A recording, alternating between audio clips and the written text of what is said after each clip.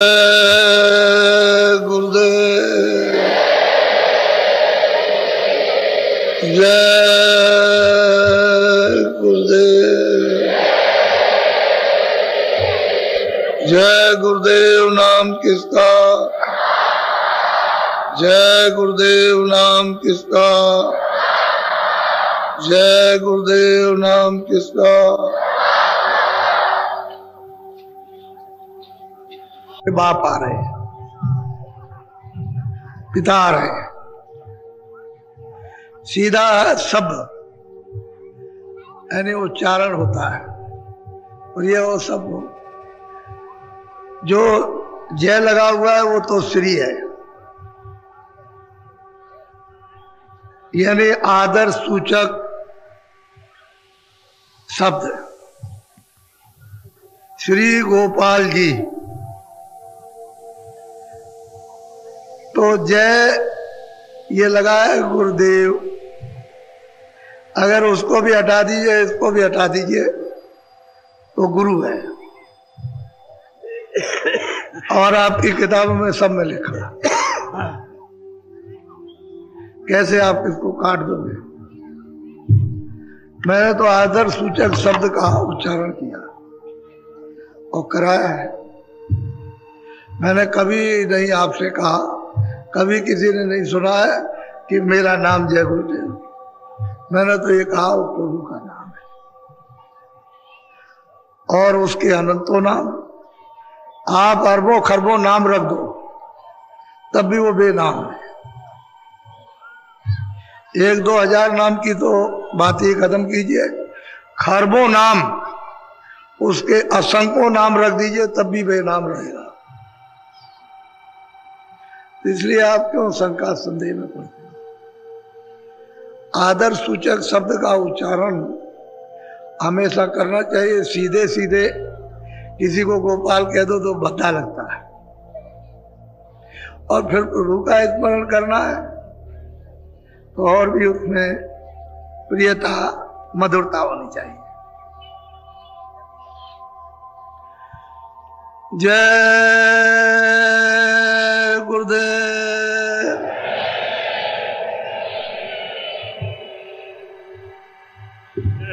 जय गुरुदेव नाम किसका। अब इसमें किसी को संकोच नहीं करना चाहिए। हिंदू बोले परमात्मा में और मुसलमान बोले खुदा का, क्या बुरा है। भाषा ही अपनी अपनी, और क्या है। न जानने की तो लड़ाई है। और अगर जान लिया कि भाई इसी का नाम सूरज भी है और इसी का नाम ये, इसी का नाम ये, इसी का नाम, तो झगड़ा किस बात का। जब ये जान लिया कि मृतलोक में जवानी भाषा, किसी की उर्दू है, किसी की मतलब अंग्रेजी है, किसी की फारसी है, किसी की कुछ है, किसी की संस्कृत है, तो अपनी अपनी भाषा का प्रयोग कर लें, उसमें अपना मिठास समझते। तो इसलिए हम मुसलमान बोले खुदा का, ईसाई बोले घाट का, नुकसान क्या है। और जितने भी हमारे सरदार हैं वो सब के सब बोले गुरु का, तो किसी का कोई नुकसान नहीं। अरे भाई मालिक के कितने नाम, तो उसको तो आपको सबको हमेशा समझने की कोशिश करनी चाहिए। और वैसे ही न जानने के कारण लकीर के फकीर बने रहेंगे तो फिर कुछ भी नहीं कुछ नहीं कर सकेंगे, ना अपना ना दूसरों का, ना अपना ही भला कर सके ना दूसरों का। तो इसलिए सब चीज को जान, अगर इन लोगों ने समझ ना लिया होता तो आप ये देखो दृश्य, ये दृश्य आपने पूरे माघ मेले में और पूरा जब जब कुंभ होता है, कुंभ भी होती है, तो आपने ये दृश्य नहीं देखा इस तरह का आपने।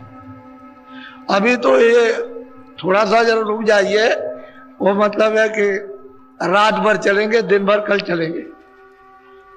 10 दिन का कार्यक्रम है, लेकिन 28 को इसका रूप आपके सामने हम बताएंगे। आप अब आप देख लीजिए। तो इसलिए हर चीज का अनुभव, कोई बात तो जरूर है इसमें कोई बात, कोई सत्यता तो जरूर है। क्यों कि हम मनुष्य हैं, हम सत्य की खोज में लगे हुए हैं। तो जब वो सत्य उसके सामने आता है तो और सत्य को सब चाहते, घर में सब लोग सुख चाहते, हमको सबको सुख मिले। एक चीज तो सत्य है कि सब सुख चाहते हैं, सब आदर चाहते हैं, सब प्रेम चाहते हैं, सब सेवा चाहते हैं। तो जब एक चीज चाहते हैं फिर नहीं है तो वो तो मिलानी चाहिए। तो मैंने सुबह आपको थोड़ा सत्संग की गोस्वामी जी महाराज का आपको दिया था, जो यहाँ संवत 1589 में राजापुर गांव में जन्म हुआ था उनका, और 25 साल की अवस्था में आद से अंत तक, यानी कोई चीज उन्होंने जर्रे भर भी नहीं छोड़ी कि कुछ छोड़ दिया हो, उन्होंने प्राप्त कर लिया। और हृदय जो नाम का एक जाति में अहीर था, उसको वही अपने सामने ही राजापुर में उसको प्राप्त करा दिया उतने ही समय में, और वो यहां से चला गया। या तो ऐसा समझो कि उन्होंने ये प्रेरणा की होगी कि किसी तरह से बाहर निकल जाए। अब घर में रहो या वन में रहो, अब तो कोई बात नहीं, अब तो उन्होंने मालिक को प्राप्त कर लिया, कहीं भी रहे, अब कुछ नहीं। चाहे घर में रहो, साधु रहो, या मतलब है कि गृहस्थ, अब उनकी मर्जी के ऊपर है। तो मतलब ये है कि वो तो गया उधर और वो चल दिए और वो पहुंचे काशी में। तो कहने का मतलब यह है कि उन्होंने कितने कितने लोगों को प्राप्त कराया, वो तो मैं आपको संकेत दे दूंगा और किस तरह से प्राप्त। लेकिन पहले इनकी तो गाथा सुन लीजिए। आप लोग तो कुछ और समझते हो, क्यों छोड़ो। महात्माओं की वाणी और महात्माओं का राज और उनकी पहुंच, ये कोई नहीं जान सकता, कोई नहीं समझ सकता। तो जरा सा अभी थोड़ी देर में फिर सुनिएगा, ये सब के सब आ रहे हैं, थोड़ा आ जाने दीजिए, अभी टाइम है। आप सब लोग ये गंगा स्नान दिन में उसी मुहूर्त में कीजिएगा। आगे पीछे करोगे तो फिर मैं जानता नहीं। मैंने आपको ये बताया है, और सूर्य अस्त होने लगे तब तक आप कर सकते हैं, यानी डूबने लगे। जैसे ही वो डूबे और सूरज का गोलाकार दिखाई दे, बंद कर दीजिए, नहाइएगा नहीं। ये वो आध्यात्मिक योग, उसमें वही काम कीजिए जिसकी जरूरत। और वो देखो गंगा महारानी, वो तो कुछ नहीं सुनेगी, कुछ नहीं सुनने वाली।